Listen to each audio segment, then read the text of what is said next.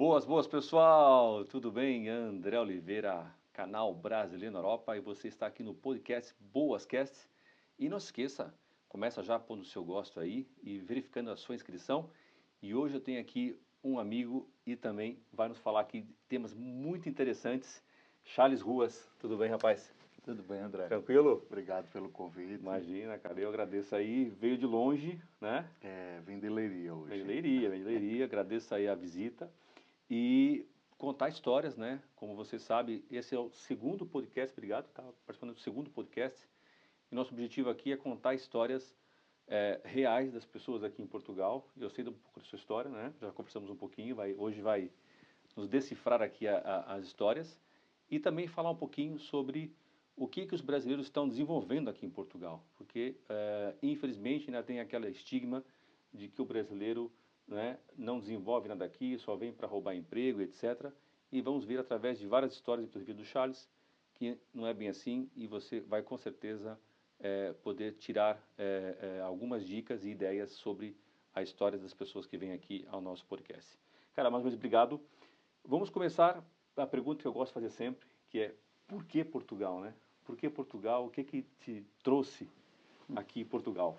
Eu tenho, na realidade, os meus avós e a minha mãe são portugueses. São do norte do país, do Distrito da Guarda. Aguarda. E imigraram para o Brasil na década de 50, naquele período em que Portugal estava num processo de recuperação, né, e uma crise econômica muito grande.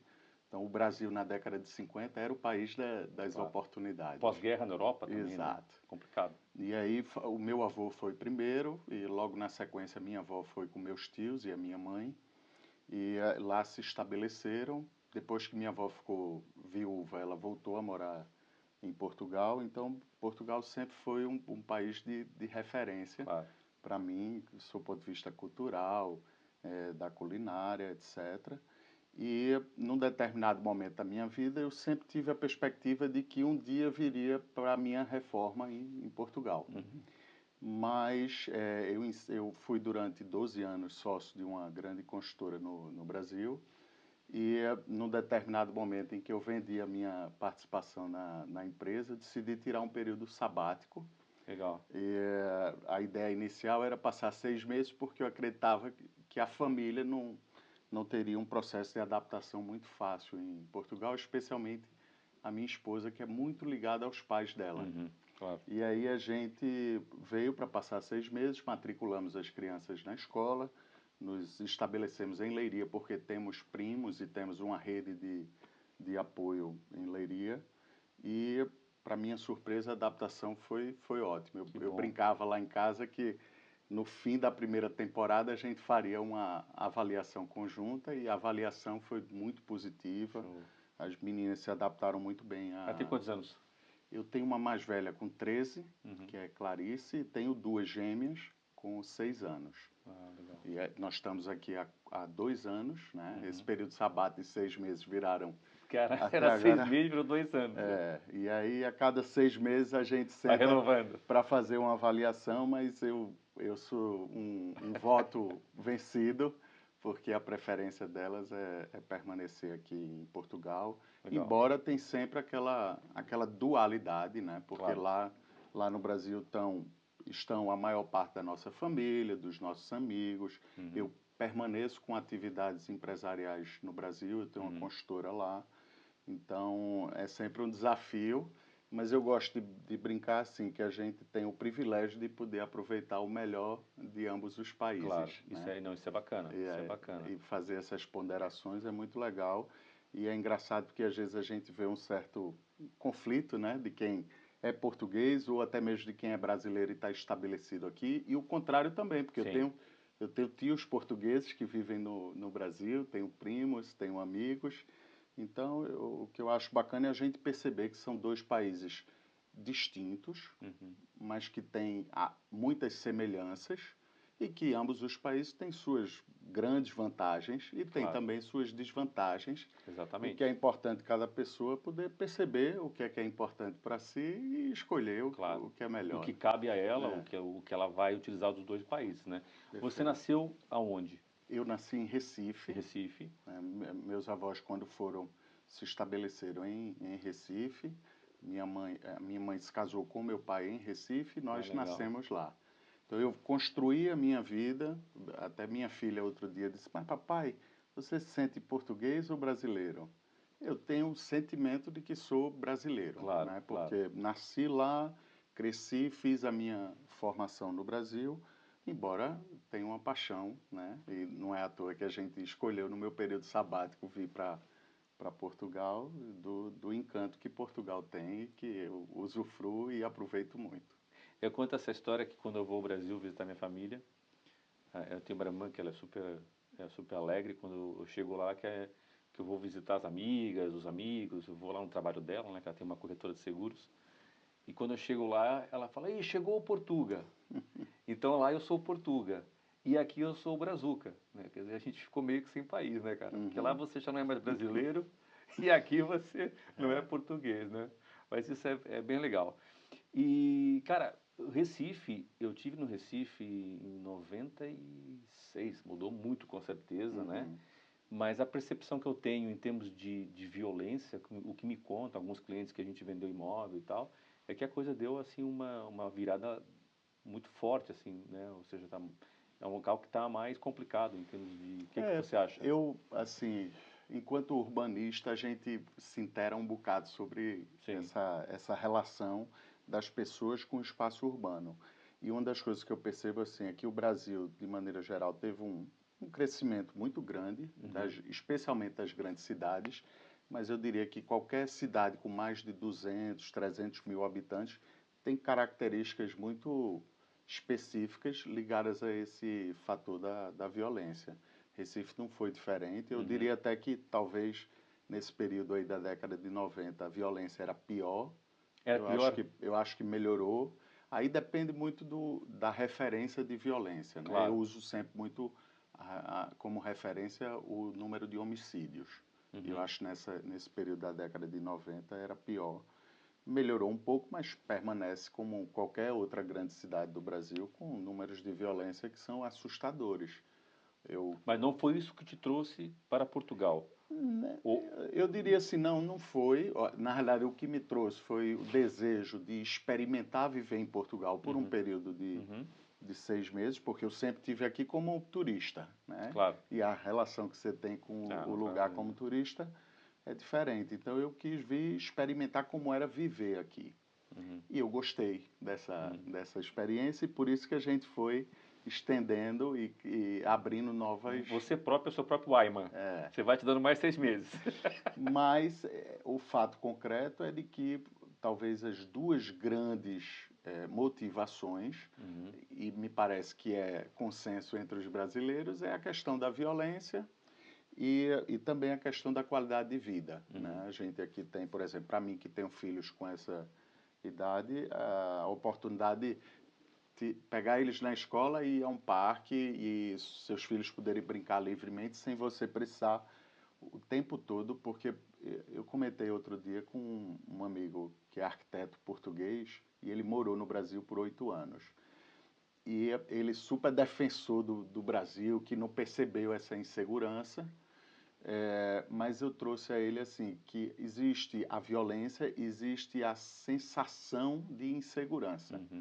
E eu acho que talvez essa sensação de insegurança ela seja mais danosa, Sim. porque faz com que você esteja o tempo todo alerta, né? E é muito estressante isso. Isso. E Porque isso te rouba aqui muita energia. muita energia, porque você precisa estar o tempo todo com o seu alerta ligado. Yeah. E aqui eu demorei um tempo para perceber, mas percebi que esse alerta, eu não vou dizer que desligou, porque em alguma medida a gente permanece com Claro. essa coisa de uma construção de vida, mas diminuiu muito. Então Claro. eu me sinto muito mais confortável em viver o espaço urbano da cidade aqui do que a gente Infelizmente tem no Brasil, mesmo em espaços ditos seguros, porque Claro. você pode ter uma vida controlada, né, vivendo num condomínio fechado, com seus filhos Nas bolhas, né? Nas bolhas. em escolas particulares, mas é sempre um ambiente controlado em que, em alguma medida, você vai transitar num ambiente de insegurança. Entendi. Por falar nisso, você falou na parte em relação ao trabalho, você é arquiteto. Eu Fala um sou. pouquinho para nós sobre isso, É, só eu, para eu, eu, eu brinco que eu sou arquiteto por vocação, né? vocação. Escolhi ser arquiteto, mas ao longo da minha trajetória profissional eu me tornei sócio de uma construtora, comecei atuando como arquiteto na Uhum. construtora, mas virou uma chave que me deu muito gosto, muito prazer, que é de tirar os projetos do papel e realizar e vê-los prontos, né? Uhum. Então, eu terminei me direcionando mais para a área de construção civil. Depois disso, fiz uma segunda formação e me tornei também engenheiro civil, aí não Ah, por legal. vocação e sim por necessidade, Claro, claro. porque a gente se sentava para discutir os projetos de especialidade com os outros engenheiros e eu não tinha conhecimento Claro. técnico suficiente e por isso decidi fazer também engenharia. Então eu tenho esse jogo duplo, um por vocação, outro por necessidade, mas que foi muito bom porque terminou agregando, né? E Uhum. aí no Brasil eu tenho uma consultora, a gente atua lá no interior de Pernambuco, a Hala Incorporadora, Uhum. que a gente faz casas populares dentro do Minha Casa Minha Vida. E aqui em Portugal eu tenho uma empresa de gestão de investimentos imobiliários e obras, Legal. em que a gente atua com investidores brasileiros, em sua maioria, mas não só, em que eles aportam capital e a gente identifica oportunidades de investimento, realiza as obras e a venda para poder realizar economicamente esse Uhum. ciclo imobiliário, né? Show, show. Nós vamos falar sobre isso ainda. Uhum. Preciso explicar um pouquinho como é que funciona esse passo a passo. Agora, voltando um pouquinho atrás, para a gente entender um pouquinho mais o Charles e a sua família, o que é que você sente em relação a esse certo conflito que existe? É o que você falou uma coisa interessante, que é, eu conheço muitos portugueses no Brasil, Uhum. né? E que são muitos defensores do Brasil. É interessante isso, né? E ao mesmo tempo você tem aqui portugueses que, infelizmente, acham que alguns brasileiros não devam estar aqui, até por uma questão de xenofobia, etc. Não são todos, nós já falamos aqui, né? Uhum. Uma minoria. O que é que você sente em relação a esse conflito, se é que existe, na sua opinião, entre Brasil e Portugal, entre os brasileiros aqui? Como é que você enxerga, estando 2 anos aqui, você já tem alguma visão sobre isso, né? Uhum. Conhecendo português no Brasil, família portuguesa, como é que você enxerga isso, cara? Tem uma história curiosa que eu gosto de contar, que eu acho ela bem emblemática, né? Quando cheguei aqui em Portugal, eu fui convidado por uma associação de empreendedores imigrantes e me pediram para eu dar um depoimento, contar um pouco da história. E aí eu contei a história de uma menina com 8 anos de idade que chegou num país novo, né? E foi para a escola e lá sofreu o que hoje a gente chama de bullying, né? Que na Uhum. época em que eu era criança era normal, né? Sim, é. Mas isso gerou um efeito nela em que ela passou 3 meses sem falar. Ela perdeu Caraca. a fala por conta desses atos, né, de preconceito, de xenofobia, e falavam sobre o cabelo dela, sobre a cor da pele, sobre as roupas, sobre o modo de falar. E normalmente quando eu conto essa história, todos pensam que isso ocorreu com a minha filha, mas na Ah, realidade essa história ocorreu com a minha mãe quando ela foi para o Brasil com 8 anos de idade. Então ela sofreu xenofobia por ser branca demais, por ter o cabelo liso demais, por ter os traços muito afilados, por usar roupas que eram diferentes do que se utilizavam no Brasil na década de 50. Então, eu gosto sempre de trazer esse exemplo porque eu acho que ele é emblemático de que é da natureza humana muitas vezes expelir o que é diferente. uhum, uhum. Né? Então, eu vivi isso através da minha mãe, que me conta as histórias do que aconteceu com ela quando foi para o Brasil. E eu, quando vim para Portugal, já tinha essa.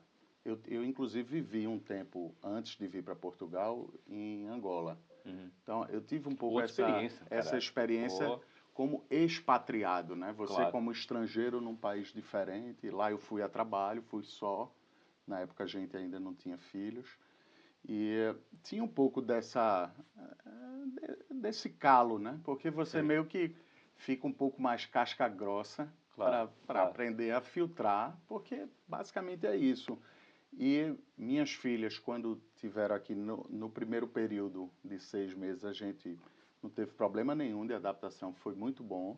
Depois a gente percebeu algumas situações, na realidade, duas situações pontuais de xenofobia, e a gente chegou junto da escola e Agiu. trabalhou junto com a escola, assim, de imediato rechaçou aquele comportamento e atuou de forma importante, né, para reverter a situação.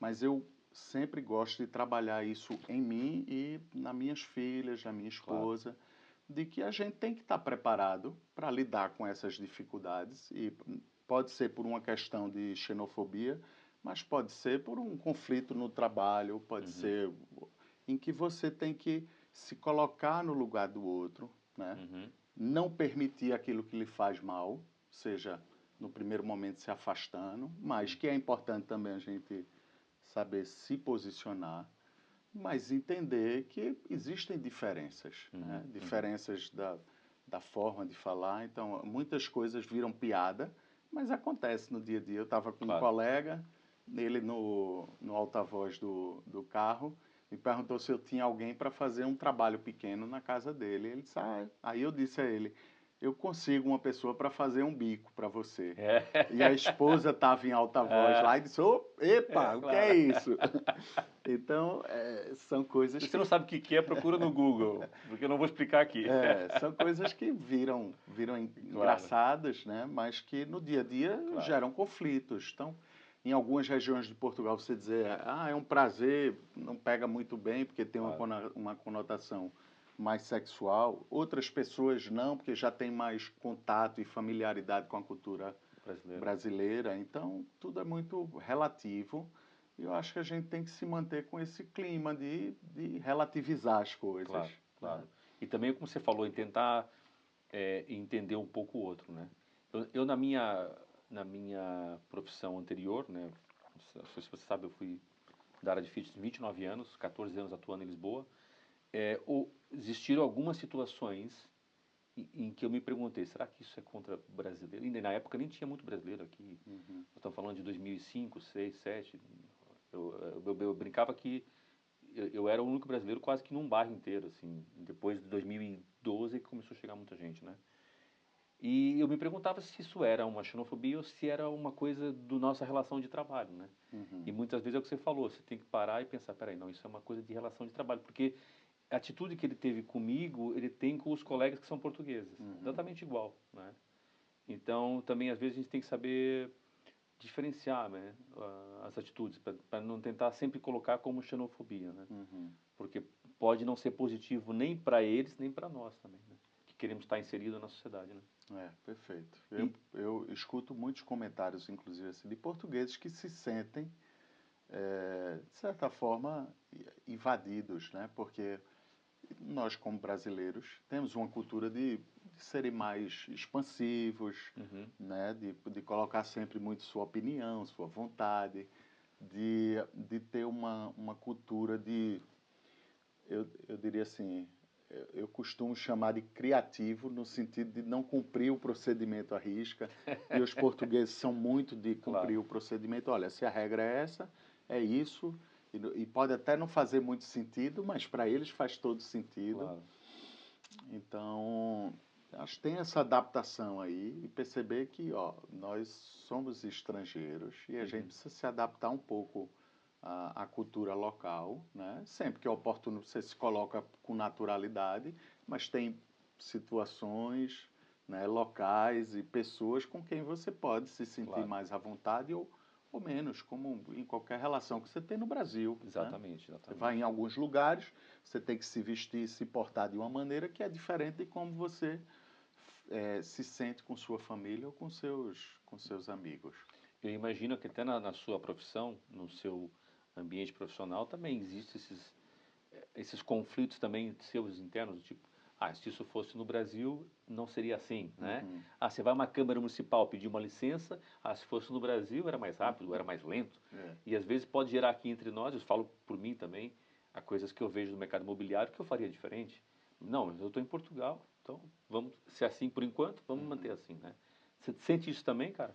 Eu sinto e assim percebo em questões muitas vezes inclusive técnicas, né? Uhum. Então eu estou no dia a dia dentro de obra e dentro de obra uma coisa interessante em Portugal é que você lida aqui com mão de obra que vem de diversos países, né? Então, especialmente brasileiros, né? Naturalmente os portugueses, mas angolanos, cabo-verdianos, Moçambicanos. ucranianos, moçambicanos, então pessoas de locais diferentes que têm culturas de trabalho diferentes e técnicas construtivas diferentes, né? Interessante isso. Um dos últimos projetos que eu fiz foi para um grupo francês, que os materiais vinham da França, então o processo de execução de obra é completamente diferente do que a gente estava habituado.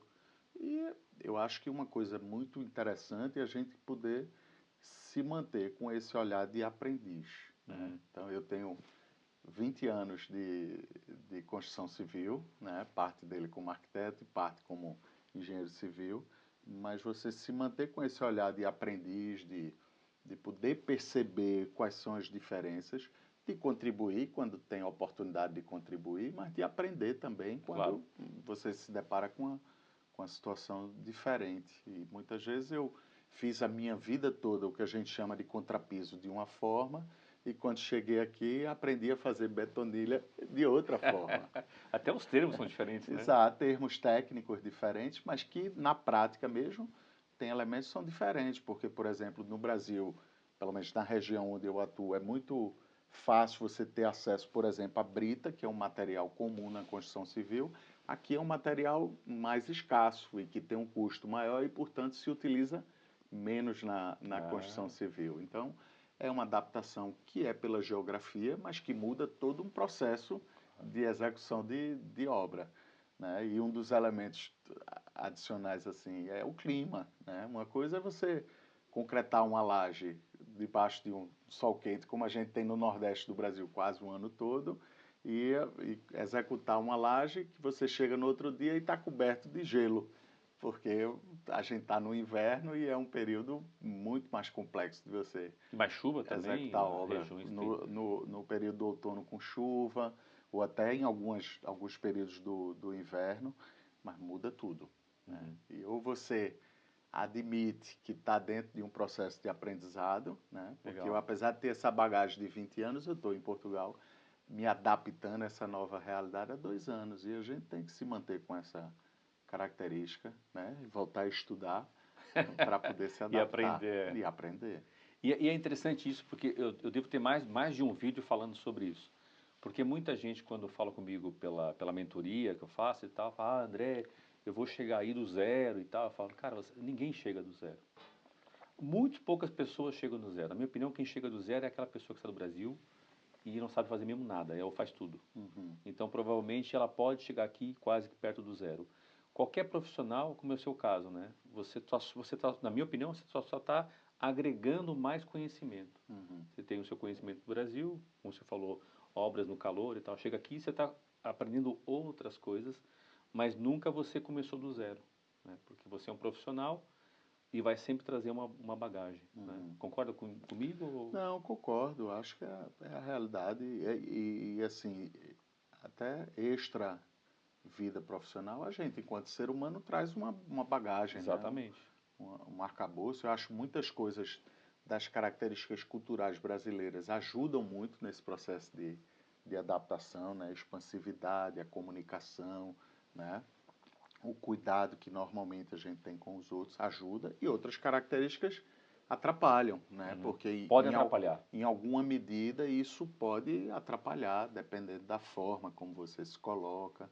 Então tem esse desafio, mas profissionalmente eu acho que os brasileiros têm características que são valorizadas, né? Especialmente em alguns setores, né? Então, para mim que trabalho com obra, por exemplo, um profissional brasileiro tem uma probabilidade maior dentro da construção civil de fazer mais de uma atividade, ser um profissional polivalente. Enquanto aqui o hábito é o profissional fazer uma única atividade. Se ele é eletricista, ele só trabalha com eletricidade. Uhum. Se ele é canalizador ou encanador, como a gente diria mas é encanadora. no Brasil, ele só trabalha com isso. E o profissional brasileiro tem uma característica de ser o polivalente, que numa medida isso é bem visto, né? Quando você tem uma obra menor, você não precisa ter 5, 6 profissionais, um ou dois profissionais que façam tudo consegue andar bem e realizar aquele projeto. Enquanto que se você vai para uma obra maior, chega um cara porque é aquela história, quem faz tudo não faz nada. Exatamente. Como especialista.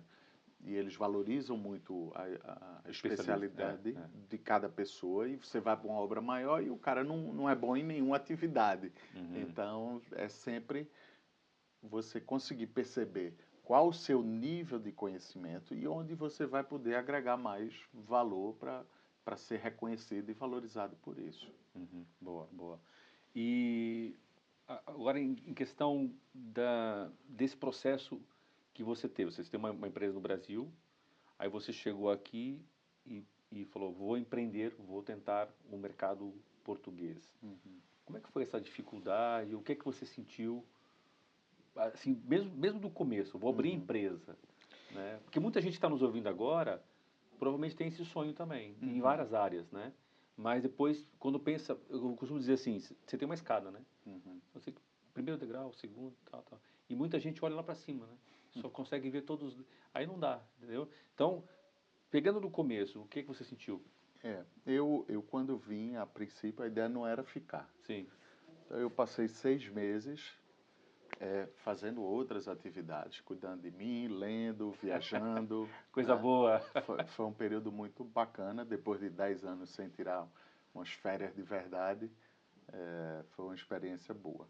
Mas ao longo desse período, eu conhecendo as pessoas, todo mundo apresentava: Portugal precisa muito de bons construtores, Portugal precisa muito de bons construtores. Então, todo lugar que eu circulava, essa demanda ela era sempre latente. Né? E aí eu comecei a observar um pouco esse movimento, conheci algumas pessoas que atuavam na área, e depois da primeira temporada, né, que a gente começou a pensar em ficar em Portugal, eu comecei a contactar franchises que estavam, ou franquias, como a gente diz no Brasil, que estavam estabelecidas aqui em Portugal. Contactei 4 franquias e decidi iniciar um empreendimento aqui através de um franchise. Né? Então, eu adquiri um franchise de gestão de obras, uma empresa que já é estabelecida em Portugal há 18 anos, e comecei operando dentro do franchise. Permaneci um ano com esse franchise. A minha avaliação, a princípio, não foi positiva. Eu decidi descontinuar com o franchise e migrar para uma outra atuação. Mas voltando um pouquinho, que você perguntou como foi abrir empresa, etc. Então, como eu fiz isso através de um franchise, esse movimento inicial eu tive indicações do passo a Foi mais passo suave. a ser feito. Né? Eu costumo dizer assim que eu paguei por um MBA para poder ter esse aprendizado. Né? Então, eu poderia ter feito isso só, teria que estudar mais de forma independente, me apoiar com outros profissionais, e através do franchise, não, ele já tinha uma cartilha lá: olha, você precisa constituir a sua empresa precisa ter tais atividades que você vai precisar, constitua já com amplitude de atividades maior, porque a qualquer momento que você precise, você vai ter essa flexibilidade, bota essa empresa junto com o sócio, porque a tributação é melhor nesse formato. Então, tem um apoio nesse aspecto. Para mim, foi mais suave por estar com franchise. As questões de abordagem comercial, como chegar numa empresa, né? Como fazer o primeiro contato, como se apresentar. Então, coisas do tipo que eu hoje utilizo como prática, mas que na época não pensava nisso. Você primeiro envia o e-mail, aguarda alguns dias, depois liga para checar se a pessoa recebeu o e-mail, para depois pedir um agendamento de horário para fazer uma reunião. Então, tem uma rotina, ou melhor, um ritual a ser feito que eles consideram, os portugueses estão habituados, e considero como uma boa prática. Né? E eu aprendi isso no franchise. Boa. Né? E E faz muita diferença. Isso faz toda a diferença.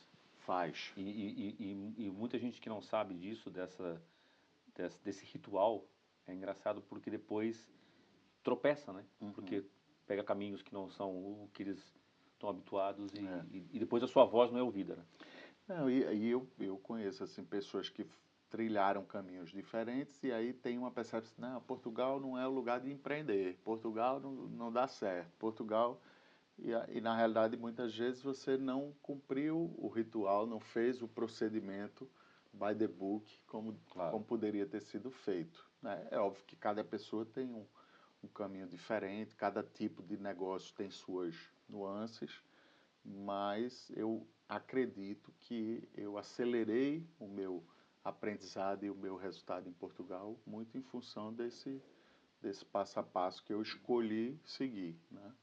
Algumas pessoas, inclusive brasileiros, que adquiriram o franchise, não cumpriam by the book e tiveram resultados diferentes também. Então, é muito relativo.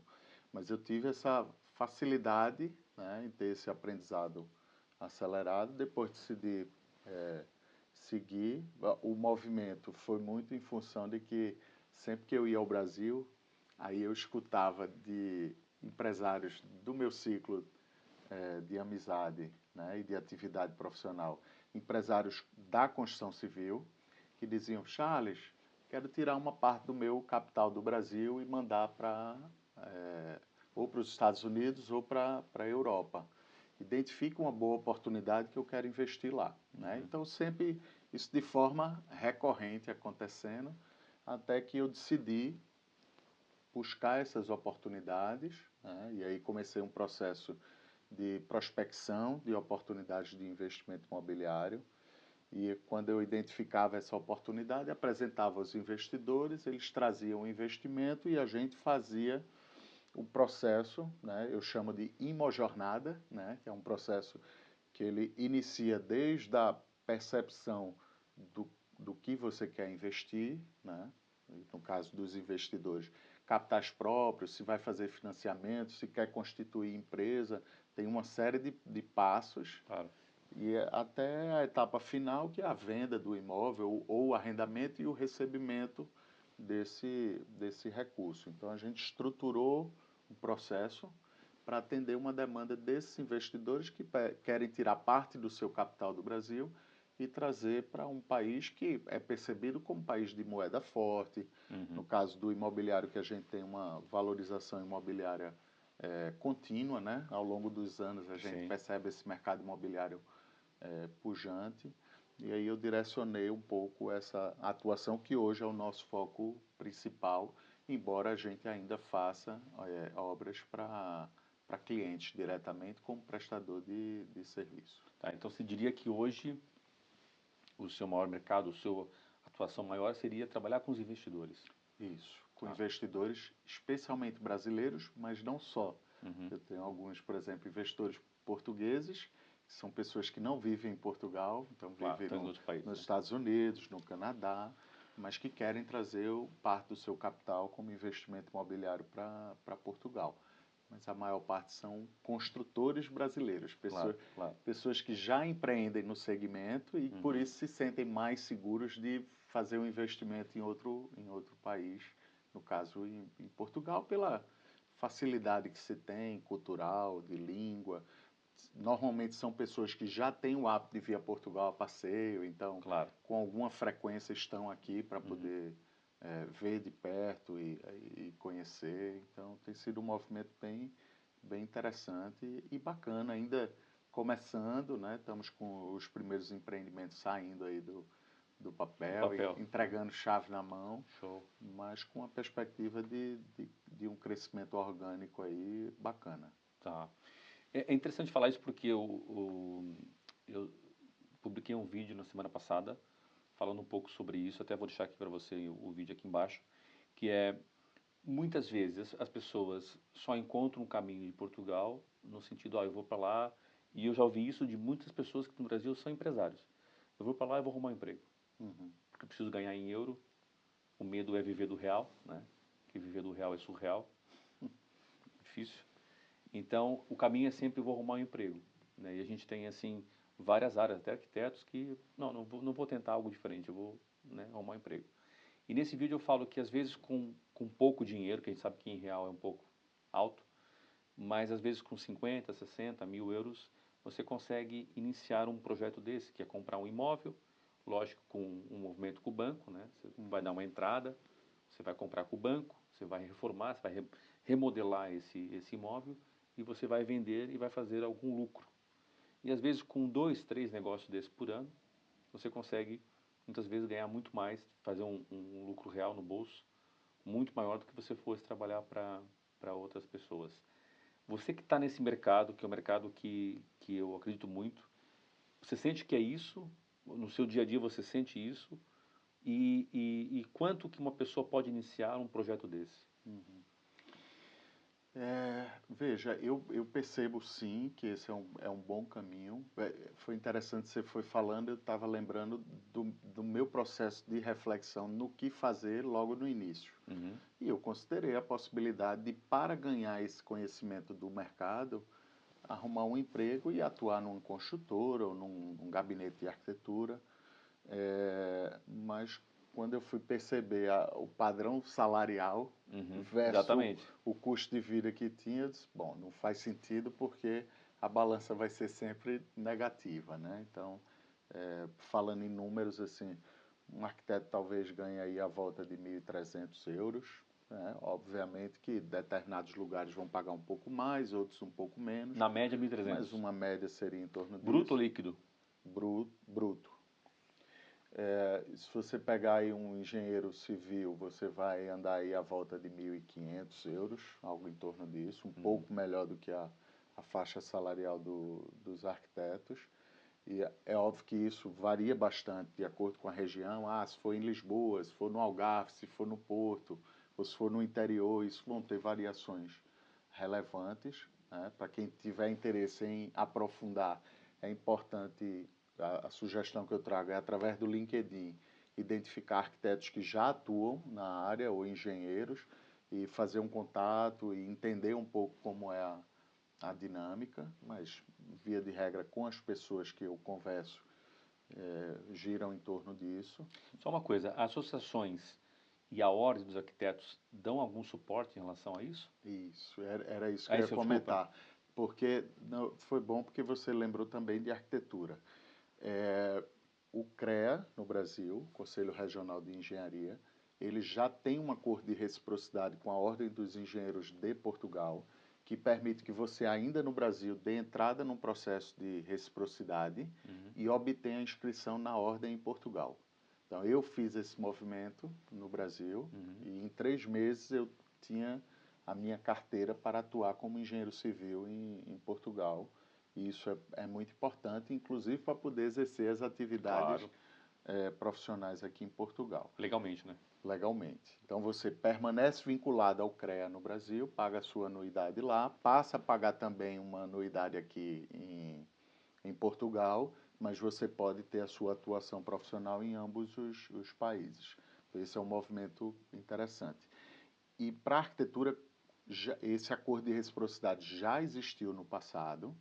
Em algum momento ele deixou de existir Tem uns 2 anos. e voltou agora. Voltou? Agora, há poucos Legal. meses, esse acordo de reciprocidade, o CAU, que é o Conselho de Arquitetura e Urbanismo no Brasil, voltou a intermediar esse processo junto com a Ordem dos Arquitetos em Portugal e estabeleceu esse acordo de reciprocidade em que tanto arquitetos portugueses podem atuar no Brasil, como arquitetos brasileiros podem atuar em Portugal. Então, essas duas atividades hoje você pode fazer acordos de reciprocidade e atuar em ambos os países. Isso é um ponto interessante. O processo, eu sugiro sempre, né? Porque além do acordo de reciprocidade, você pode submeter para fazer a validação do seu diploma em Portugal. Né? Então, por exemplo, eu submeti há pouco tempo e está em processo de análise, aí já é um processo um pouco mais longo, normalmente eles falam em 3 meses, em que eles avaliam o histórico e a compatibilidade entre a grade curricular para reconhecer o seu diploma aqui em Portugal. Ou exigir que você faça mais cadeiras. E dependendo se Foi o essa meu grade caso. curricular não for suficiente, eles apresentam quais são as disciplinas complementares que você precisa cursar para poder ter essa validação. Então, no meu caso, eu tenho, além da graduação, um mestrado, então eu acredito que a grade curricular será completa, mas ainda não tive essa resposta. Eu estou me baseando por outras pessoas que fizeram a mesma formação que eu e que obtiveram esse reconhecimento. Mas normalmente as pessoas que fizeram só a graduação, eles podem pedir uma complementariedade de formação que pode ser feita aqui via um mestrado, porque a graduação aqui, que eles chamam de licenciatura, são 3 anos, mais 2 anos de mestrado integrado. E no Brasil a nossa graduação são 5 anos e quem faz o mestrado são mais 2. Então são 7. Tem essa diferença. Mas se você chega aqui só com a graduação, é possível que você tenha uma complementariedade. Hoje tem empresas que dão apoio nesse processo, mas é um processo que você pode fazer sozinho, sem precisar de um apoio, só tem que ler um pouco o edital, entender as regras, para submeter sem ter problemas de submeter e o processo andar para frente e para trás sem solução. Então esse é um caminho. Tá. E agora pensando não tanto no arquiteto, mas as pessoas que de várias áreas. Vamos supor um médico que está no Brasil, quer, como você falou, diversificar o seu dinheiro aqui na Europa. Porque é interessante porque muitas pessoas não entendem, enxergam Portugal um país pequeno, com 10 milhões de habitantes. Nós não estamos falando de Portugal, estamos falando da Europa. Né? Nós estamos falando de um bloco europeu, de economia europeia. Eu costumo dizer que quem abre uma empresa em Portugal, se quiser, pode expandir sua empresa para qualquer parte da Europa. Né? Tem bases legais para fazer isso. Então, é importante você entender isso. Mas pensando num seguidor meu, médico, advogado e tal, que quer investir, André, eu tenho 60 mil euros aqui parado, 50 mil euros, é possível fazer isso, né? Nós já fizemos aqui, eu já ajudei investidores a comprarem, né? Fazer reforma e vender, isso é tranquilo. Mas na sua opinião, é possível isso? Você recomenda? Qual que é a sua percepção do mercado agora? É claro que quem tem 100 mil é melhor, 200 mil é melhor. Mas se quiser alavancar com o banco... eu acho que é possível. Né? O que eu diria assim, é importante que você estude, né? Conheça o que você vai fazer. Esse é um caminho, né? Que é o caminho do vou estudar, vou aprender. Então, existem hoje empresas que ofertam cursos para que você possa realizar investimento imobiliário. Esse é um caminho. Um outro caminho é você se apoiar em profissionais que já desenvolvem essa atividade. Né? Então, André já tem uma experiência, uma bagagem que ele aprendeu a desenvolver esse trabalho e que hoje presta esse serviço para pessoas que têm interesse em investir. Eu desenvolvo esse trabalho em que eu apoio o investidor, ele aporta o capital, não se preocupa com isso, né? E eu é quem tem o domínio técnico para poder desenvolver esse trabalho. Esse é um mercado pujante em Portugal por N motivos, né? Portugal, como você trouxe, é a porta da Europa. Se você olhar sob o ponto de vista de valorização imobiliária, é dos territórios da União Europeia que tem o menor valor do metro quadrado. Então, tem uma perspectiva de crescimento. Nos últimos 10 anos tem acontecido de forma sucessiva uma valorização imobiliária de 6% ao ano. Então, ou seja, se você só comprar e não fizer mais nada, o seu recurso já tem uma valorização bastante interessante. Eu comentei com o André há pouco, fechamos um investimento imobiliário agora recente, em 13 meses, além da valorização do negócio, né? Lá a gente teve um resultado de 40% de retorno sobre o capital investido. Além disso, nós tivemos 17% de valorização cambial. Pelo simples fato de ter tirado o recurso do Brasil e trazido para Portugal e a valorização do euro, o mesmo recurso se valorizou 17%. Isso em quanto tempo? Em 13 meses. 13 meses. Um ano e um mês. Bom. E, além disso, ainda teve o resultado do negócio em si, que foi 40% de retorno sobre o capital investido. Então, explica um pouquinho para nós esse 40%. Vamos pegar um caso prático. Veja, eu tenho alguns, você deve ter vários. Vamos pegar um caso prático. Lá a gente, pegou um imóvel, que a gente fez a compra desse imóvel por 110 mil euros. Uhum. Nós investimos em obras 65 mil euros. Transformamos esse imóvel, que era um só, em dois. E vendemos esses dois imóveis por 275. Ok. Então, quando a gente pega o resultado final, a gente, sobre o capital que foi investido, tivemos um resultado de 40%. 40%. Tá. Ok? Então, isso é um exemplo prático. E esse processo entre aportar o primeiro capital para adquirir o imóvel e retirar o dinheiro de volta foram 13 meses, Tá. incluindo aquisição, desenvolvimento de projeto, licenciamento e venda, né? Tá, O ciclo boa. completo. Mas existem pessoas que fazem esse processo investindo a partir, eu diria assim, a partir de 20 mil euros é possível ser feito. Uhum, uhum. Porque você pode começar, por exemplo, com um apartamento, pegando um T0, você aprova o seu crédito, faz um financiamento, É o que eu falei no e vídeo. esses 20 mil euros você vai utilizar para pagar os tributos da aquisição do imóvel e para fazer o investimento de manutenção até a venda. Né? E todo o resto é feito com capital do banco. Inclusive, assim, para minha surpresa, os bancos hoje reconhecem os rendimentos que você tem no Brasil, então é possível sim você Exatamente. aprovar um crédito nos bancos aqui em Portugal através dos rendimentos e do patrimônio que você tem no Brasil. E é muito fácil. Eu já vendi mais de 100 imóveis só com financiamento para brasileiros. Perfeito. Mais de 100. Você aqui, a partir, cada pessoa tendo um casal, né? Tendo 2 salários mínimos, você faz um financiamento à volta de 200, 220 mil euros, né? Mais coisa ou menos coisa, dependendo Em euros, né? Claro. em euros. Claro. Dependendo da taxa de juros que você vai ter acesso, né? Normalmente os bancos para estrangeiros, eles financiam 70%, ou seja, 30% você tem que Exatamente. ter capitais próprios para dar entrada. E assim, se apoiar de ou conhecimento, e para isso precisa estudar, dedicar tempo Claro, e claro, e claro. energia para poder aprender e realizar, ou se apoiar com profissionais que fazem isso, né, com seriedade, pegar boas referências, né, consultar pessoas que já Sabe o fizeram. caminho, você com certeza sabe mais o caminho do que eu na parte da construção, né? Porque é teu métier. Enquanto que se uma pessoa do nada vai querer fazer todo o caminho, que é a parte comercial, que sou eu, você é a parte técnica, ele vai demorar muito tempo É, para ganhar esse skill, né? Então, às vezes, perfeito. mais E, a- vale... e isso é uma coisa legal, porque, por exemplo, mesmo com a bagagem que eu tenho, eu não faço o ciclo completo, né? Então, porque tem coisas...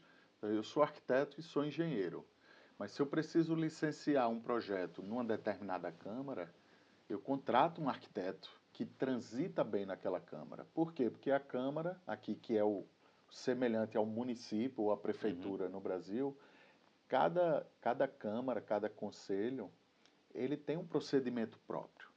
Então eu teria que estudar e aprender cada um dos procedimentos para Claro, realizar o claro. processo. Então, tempo E também vai te custar dinheiro, isso é teu tempo. tempo também é dinheiro, né? Porque se Claro. você compra um imóvel e você quer rentabilizar para fazer a venda e apurar o resultado em um ano, em vez de um você leva dois, você está perdendo dinheiro. Exatamente. Aquele recurso poderia estar girando em Outro outro negócio. projeto e gerando um resultado. Então, eu desenvolvo esse trabalho, por isso que eu nomeio ele como gestão de investimentos, porque eu faço a gestão dos profissionais envolvidos. Então, tem lá o solicitador, que é um advogado, né, que atua nessa parte do processo jurídico, análise de documentação. Você pode contratar um advogado ou pode contratar um solicitador. O solicitador faz um trabalho extrajudicial e o advogado atua mais nas questões judiciais. Mas você ter um bom solicitador para analisar a documentação do imóvel, evitar de você cometer erros, que eu já percebi algumas pessoas cometendo porque não tomaram o devido cuidado, né? Quando você vai executar o projeto, contratar arquitetos que têm conhecimento local naquela câmara, que transita bem, conhece o procedimento. Depois vai executar a obra, equipes que têm uma mão de obra disponível naquela localidade do projeto, né?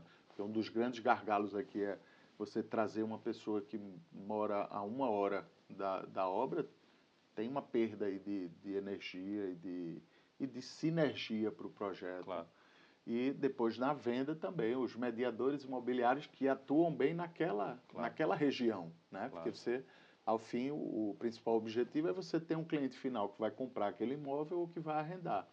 Então, coisas do tipo, antes de eu conceber o projeto, eu já amarro quem será o mediador. Claro. Para eu poder chegar, André, olha, esse projeto aqui, qual é a demanda de mercado nessa região? Ele vai poder dizer, ó, Charles, aqui a gente está tendo muita oferta de T0, é melhor tu fazer T1. Claro. Ou então vai fazer um T1, não faz com 50 metros, faz com 60, porque já tem um outro concorrente vendendo esse produto. Então, essa percepção do mercado, ela é uma percepção local, de quem atua naquela região. E eu vou sempre em busca das melhores oportunidades. Claro. E nem sempre elas estão no mesmo lugar. Então, a gente precisa ter essa rede de parceiros qualificados para poder desempenhar bem. É possível? É. Charles, é o caminho que você recomenda? Não. O caminho que eu recomendo é procure profissionais qualificados, com boas referências, para você poder desenvolver esse trabalho.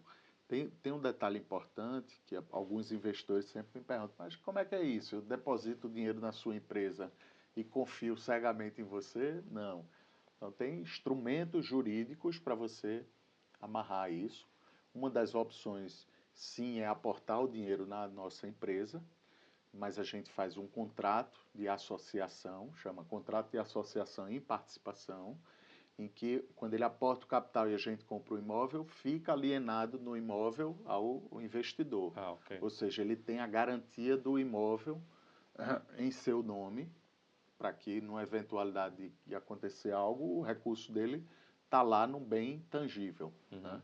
Então, esse é um processo. Um outro processo é o investidor que quer constituir a sua empresa aqui, né? Ele quer obter um título de residência, quer, ao longo do tempo, se estabelecer em Portugal e, depois dos 5 anos de residência, solicitar o direito à sua nacionalidade. Então, ele pode também constituir a sua empresa e fazer o investimento através da sua empresa. Nesse caso, nós ficamos como gestores da empresa para poder realizar a operação. Mas de forma que ele tem sempre essa garantia do imóvel, que é o maior investimento, Claro, a aquisição, para poder as coisas correrem bem. E ele vai aportando o capital à medida que o projeto vai demandando. Então, sempre eu faço um planejamento financeiro, em que eu digo, olha, a gente vai precisar de aportes na data tal, no valor de tanto, na data tal, no valor de tanto. E aí a gente vai fazendo reuniões de acompanhamento, normalmente uma vez por semana, meia hora, para poder dar uma atualizada sobre o andamento do projeto. Boa, boa. E você sente que esse é um mercado, eu sinto muito isso, que é um mercado que ainda não tem, na minha opinião, fim à vista. Né? Muita gente fala, não, o mercado português já está muito saturado, né? Você não ouve muito isso, né? Então, não, tal, o que é que você sente disso? Eu acho que, cara, tem tanta coisa para fazer ainda. Veja, tem um trauma, e eu acho que talvez a gente sentiu mais em Portugal do que no Brasil, que foi a crise imobiliária de 2008. Né? Então, o mercado imobiliário em Portugal parou, né? Os imóveis perderam valor dentro desse horizonte de valorização. Foi um período em que os imóveis pararam, né? E reduziram o seu valor de avaliação, mas eu não vejo essa perspectiva aqui em Portugal, porque o que a gente percebe é que nas grandes cidades, especialmente, não só, mas especialmente nas grandes cidades, o que se tem é uma demanda muito grande por imóveis, seja por portugueses, né? Então agora recente o governo criou o programa de habitação direcionado aos jovens de 18 a 35 anos para estimular essas pessoas a terem acesso à sua própria habitação e segurar um processo que é os jovens portugueses estão imigrando para outros países em busca de melhores oportunidades. Então, eu acho que esse movimento é um movimento que deve perdurar, porque tem um déficit muito grande. Nós temos a vinda de imigrantes, né? Então, os brasileiros despontam aí na frente Sim. em maior número, mas não só, tem Os imigrantes europeus também exato, compram muito. ingleses, dependendo da Franceses. região do Algarve, ou até aqui a região da Lagoa de Óbidos, né, que tem os campos de golfe. Então, muitos ingleses, franceses, americanos. Os americanos estão com muita força aqui. Então, eles olham muito essa perspectiva porque é um mercado mais acessível, então tem feito esse movimento e faz com que o mercado imobiliário aqui permaneça muito pujante. Então, eu vislumbro que, pelo menos nos próximos 20 anos aí, a gente vai ter uma demanda. É muito curioso porque, na referência do Brasil, por exemplo, lá no Brasil, a gente chegou a vender 170 casas por mês. Aí você pega o plano de governo português para produzir 2, 3 mil unidades por ano. Então, é um volume Claro. muito pequeno para a necessidade de habitação que o país tem. Então, acho que tem muito mercado. E, por exemplo, a gente tem atuado muito em imóveis devolutos, que são aqueles imóveis que estão fechados há muitos anos, em estado Claro. avançado de deterioração, em que a gente termina comprando esses imóveis com preço abaixo do mercado e depois que a gente faz as obras, a gente consegue colocá-los num valor de E avaliação isso é bom de também. mercado muito bom. Claro. Né? Próximo mercado também. Então, eu acho que é um bom caminho para quem quer começar, né? Seja com um apartamento pequeno, que eu acho que é o menor investimento, que você, Sim. até para experimentar, entender como funciona, eu acho que é um movimento interessante e a partir disso você vai ganhando confiança e aumentando o seu volume de investimento, é o que eu normalmente sempre sugiro aos nossos investidores. Mas hoje a gente tem feito negócio assim, eu diria, a partir de 200 mil euros. Investimentos com capitais próprios, a partir de 200 mil euros. É possível começar com menos, mas eu acho que um bom número vai nessa linha. Nessa linha de investimento inicial. De investimento inicial. Tá, boa, boa. E é interessante, quando a gente fala de bolha imobiliária, etc. Eu estava aqui em 2008 e eu tinha um apartamento. Eu morava num apartamento na Amadora própria, pagava para o banco. E eu lembro que ele perdeu o valor. Ou seja, acho que na época eu paguei 110 mil num T3. Olha só que loucura. E depois para vender aquilo por 90 era difícil. Era muito difícil. E eu acho que aquele apartamento hoje deve estar valendo a volta dos 250 mil. No mínimo. No mínimo. Porque é na Amadora. É. O que eu quero dizer com isso ok, teve um período que ele perdeu o valor, né? Mas o bem estava lá e hoje ele vale mais que o dobro. Né? Então, mesmo esses momentos, se a pessoa tiver alguma margem financeira e ela aguentar a pancada, porque não é fácil, né? Ela não vai perder dinheiro ao longo do tempo. Né? O mercado imobiliário tem um pouco isso também. Né? Você pega números... Uma vez eu fiz uma venda de um apartamento para um casal brasileiro e na escritura nós compramos por 386 mil euros um T2 em Cascais, isso em 2020, que hoje deve valer mais de 500 fácil. E os vendedores depois contaram que compraram uns anos antes por 60 mil contos. 60 mil euros. 60 mil euros. Então, você vê, em 10 ou 15 anos, olha quanto valor ganhou esse imóvel. Né? Mesmo eles passaram pela crise do Cavaco Silva, eles passaram pela crise de 2008, estavam contando, teve o Cavaco Silva que teve um problema tal, nos anos 90 também. Depois de 2008, mesmo assim, o preço empacou um pouquinho, mas depois foi sempre subindo. Né? Interessante isso. 12 mil contos, desculpa. 12 mil contos, que é 60 mil euros. Tem um ponto que você trouxe que eu acho que é relevante destacar, que é aquela questão da valorização cambial. Né? Então, você falou 2008. Não me lembro exatamente, mas vou estimar aqui que a cotação real-euro devia estar para 2,5. Não, já estava uns 3,5, porque eu cheguei a 2,5 Pronto. em 2004. Então, 3,5 e hoje está 6,10, 6,20. Então, assim, tem uma valorização cambial em que trazer esse recurso, que é o principal motivo que os investidores trazem, é pegar parte, normalmente são pessoas que já estão bem estabelecidas, e que querem diversificar o seu investimento. Então faz sentido Uhum. investir no imobiliário, que é um bem tangível, né, que pode sofrer essas variações de mercado, mas com a tendência sempre de alta, e que agregado a isso tem também a valorização cambial. Eu acho que é um movimento interessante nesse sentido, sabe? Para quem quer fazer um investimento de longo prazo e que, além disso, tem as outras vantagens que eu comentei, né? Uhum. Se é uma pessoa que quer vir esporadicamente a Portugal para passear e olhar o seu investimento, que quer ter um título de residência e que depois possa obter a nacionalidade, que queira, mesmo com título de residência, ter o Estatuto de Igualdade de Direitos e, por exemplo, os filhos terem acesso à universidade Uhum. ou ter acesso a um programa de pós-graduação, fazer um mestrado. Então, acho que tem uma série de vantagens que andam à volta disso que faz sentido, além do investimento por si só já ser interessante, eu acho que o combo, esse pacote de coisas boas faz muito sentido. Boa, boa. Bom, agora aquela pergunta que eu faço sempre no podcast. Qual é a sua avaliação, não uma avaliação de 0 a 10, mas qual é a sua avaliação depois desses 2 anos, de cada 6 meses você foi se auto-renovando É. o seu visto? Qual é a sua avaliação de forma geral?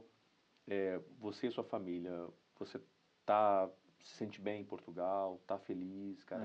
É um projeto a continuar? Pensa em voltar para o Brasil? Como é que seria isso?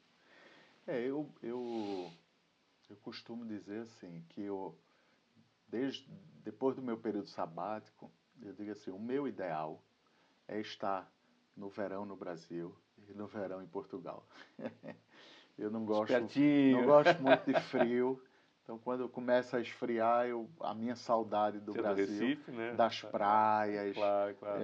aumentam muito, né? Então eu brinco sempre com a minha esposa de que hoje a gente não pode, porque as crianças estão em idade escolar, Claro. então a gente tem que cumprir o calendário escolar, mas eu gostaria muito de poder permanecer com essa vida dupla em Uhum. que eu tenho como residência fixa Portugal, mas Ok. que estou com uma frequência e um bom período, parte do ano está no Brasil. Né? No Brasil, por conta das relações de amizade, familiares e os negócios que eu Uhum. tenho lá, que são, por conta da história que eu construí, obviamente tem um volume mais interessante do que eu estou começando a construir em Portugal.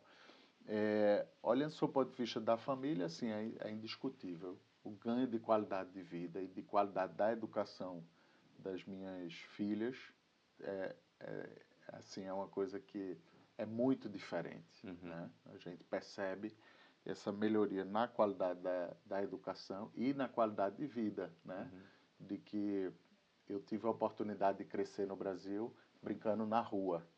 E Eu também. passei a minha adolescência brincando dentro do condomínio. Uhum. E as minhas filhas, desde que nasceram, viviam dentro do condomínio. Uhum. E aqui elas voltaram a viver essa experiência do espaço público, que isso, para mim, tem um valor muito importante. Então, eu acho que tem essas diferenças. Eu continuo com meu coração dividido. Eu tenho Claro, dupla nacionalidade e tenho claro. 2 corações. Um coração no Brasil e o outro cá em Portugal. Acho que um pouquinho daquele início da conversa, percebendo os pontos positivos e Uhum. negativos que há no Brasil, os pontos positivos e negativos que há em Portugal, mas tendo o privilégio de poder usufruir do melhor Claro, de ambos. claro, claro. Né? Boa. E aproveito muito e gosto muito. E quero que minhas filhas tenham essa oportunidade também de permanecer usufruindo disso. E é interessante, mais que você que é arquiteto, muitas vezes quando eu faço as mentorias, as conversas para traçar o perfil do cliente, ele entra em contato, André, quero comprar um imóvel em Portugal, ok, vamos conversar para eu entender o que é que você procura, quem é você, o que é que você quer e tal.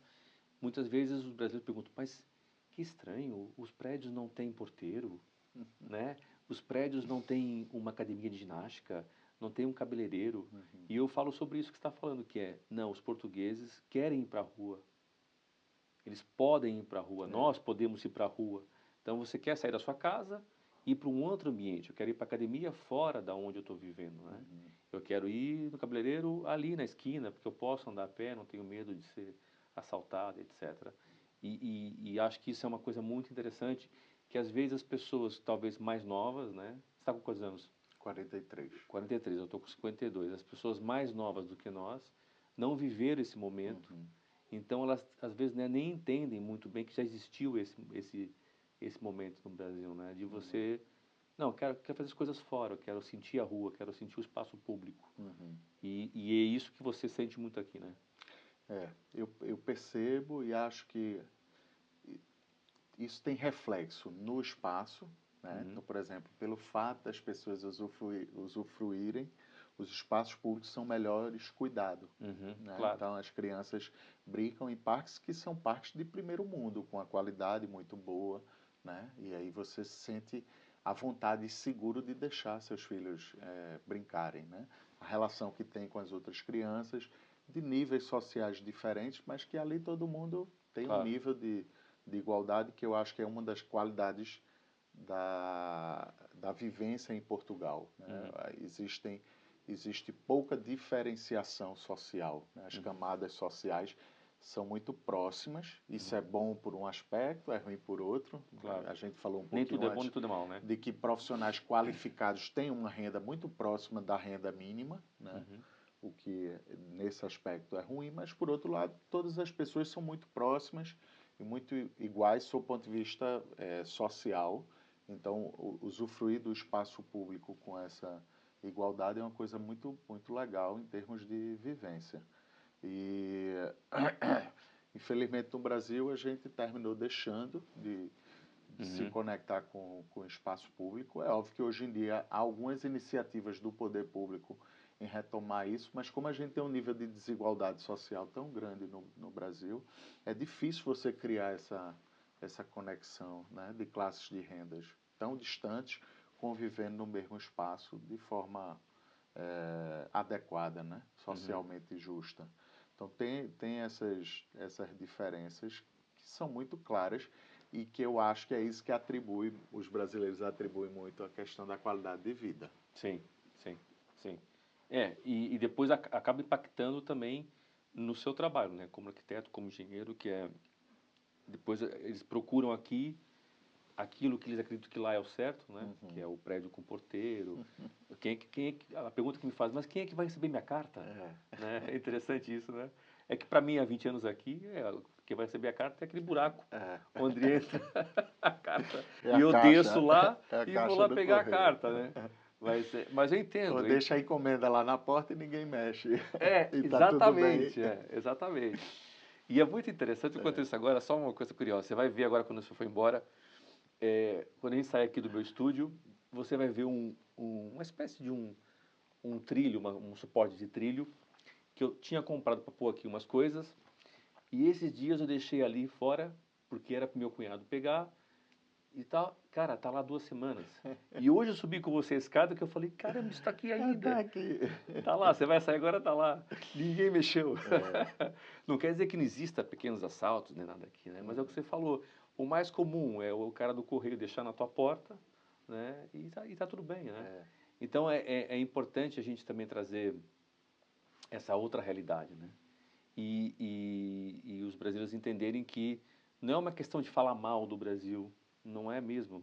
É uma questão de a gente ver quais são as diferenças e é como você falou, entender o que é bom aqui, o que é bom lá e conseguir definir o que você quer aqui, né? Eu sinto que tem muita gente que não está muito bem certa do que quer aqui em Portugal, até por desconhecimento também. Eu acho que tem um pouco disso, assim, a avaliação do que é importante para você. Né? Então, o fato de eu estar a cada nova temporada permanecendo em Portugal é um pouco disso, é sentar e avaliar o que é importante para minha família hoje, é a segurança e é a qualidade de vida que a gente consegue trazer. E educação que a gente consegue trazer para as nossas filhas. A gente, de certa forma, abre mão, abdica um pouco das relações familiares, dos outros pontos positivos que a gente tem no Brasil em função de um propósito. Alguns amigos me perguntam, e aí, Charles, pretende voltar, não pretende? Eu disse, olha, não sei, essa é uma avaliação por temporada que a Claro, gente faz e que a gente pode, a qualquer tempo, decidir diferente, mas que hoje a gente está aqui porque a gente prefere estar aqui em função dessas vantagens e estamos felizes, estamos maravilha. contentes, estamos gostando e estou também muito feliz porque, além disso tudo, a gente está conseguindo empreender e ter bons resultados e contribuir com a sociedade portuguesa, né? Então, Claro, pegando imóveis que estavam deteriorados e reabilitar eles, fazer retrofit e entregar a chave na mão de pessoas que muitas vezes não tinham acesso à sua primeira habitação, seja claro. ela português, ou seja um estrangeiro, ou inclusive brasileiros. Uhum. Tem sido uma experiência muito boa, muito positiva. E uma curiosidade do que você comentou, desse processo de adaptação, por exemplo, essa característica da sala integrada com a cozinha open space, que é uma coisa muito comum aqui em Portugal, para os brasileiros não é tanto e Claro, gera esse estranhamento, né? Então você na hora de definir o produto, você precisa estar atento quem é o teu público-alvo para poder fazer a claro. adaptação do espaço em função disso. Um outro fato curioso, a gente comprou um imóvel que ficava no Barreiro, uma localização espetacular, a 100 metros da margem do rio, com um clube de vela, com restaurante, a orla toda revitalizada, espetacular. Mas a 2 quadras tinha uma região com muito cigano. Uhum. E aí, antes da gente adquirir o imóvel, aí eu fui conversar um pouco com as pessoas. Então, a gente vai no café e vai na porta da escola para perceber como as pessoas avaliam aquela localização. Uhum. E os portugueses eram todos tementes da presença dos ciganos. Não, aqui não é muito bom porque tem muito cigano e tal, enquanto que os estrangeiros rasgavam elogios. Aqui é maravilhoso, muito calmo, muito tranquilo. Então, percepções Claro. Completamente completamente diferentes, né, cara? distintas de uma mesma realidade, porque a realidade não muda, mas de acordo com a sua experiência anterior, você Claro. tem uma percepção daquele espaço diferente. E terminou que a gente concluiu, compramos o imóvel, fizemos o projeto, vendemos eram 2 frações, vendemos um para um israelense e um outro para um português. E para o português eu perguntei, olha, algumas vezes eu escutei as pessoas falando negativamente dos ciganos e tal.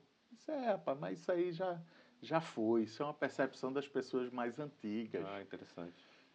Então, você tem que, o tempo inteiro, estar muito atento, né? Claro, Porque o ser humano não é um padrão. claro, A gente claro. tem que estar aberto a ouvir, a aprender e perceber essas diferenças. Show. Bacana, cara, bacana. Olha, vamos terminar aqui nosso bate-papo, mas vai vir mais vezes. Vai ser um Vai, prazer. vai vir mais vezes para Obrigado. a gente acompanhando aqui a tua experiência em Portugal. E se você quer uma continuação desse bate-papo, põe aqui a hashtag eu quero e a gente vai depois marcar um outro momento, até para a gente falar também mais de negócio. Vamos tentar aqui ligar as nossas áreas, porque eu sou muito a parte comercial e trago também investidores. Você trabalha muito bem também com investidores e toda a parte técnica, que também é muito importante. Então, quem sabe a gente vai fazer aqui mais vídeos mais focados nesses negócios imobiliários, Tá tá bom, certo? vai ser um prazer.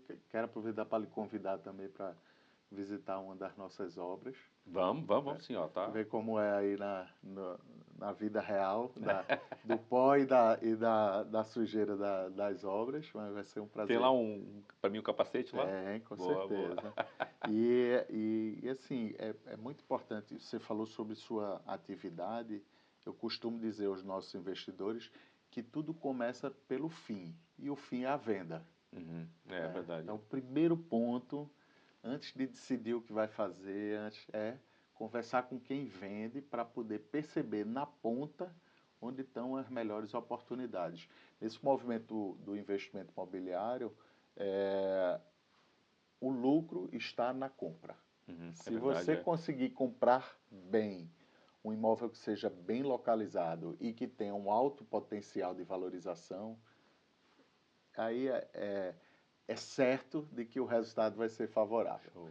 Se você compra mal, escolhe numa localização ruim, num local que não tem potencial de valorização, você pode fazer o melhor imóvel do mundo, Exatamente. que a probabilidade de não ter um bom resultado, prejuízo é difícil ter. Claro, claro. Mas não ter um bom resultado, a chance é muito grande. Então, eu costumo dizer sempre que valorizo muito, né? E a gente no Brasil, infelizmente, tem uma cultura de não valorizar tanto o que aqui chama de mediador imobiliário. Eu acho que cada dia que passa tem mais relevância e eu, como técnico, respeito muito esse conhecimento do mercado, que eu acho que, no fim das contas, a venda é o que direciona todo o resto. Bacana, bacana.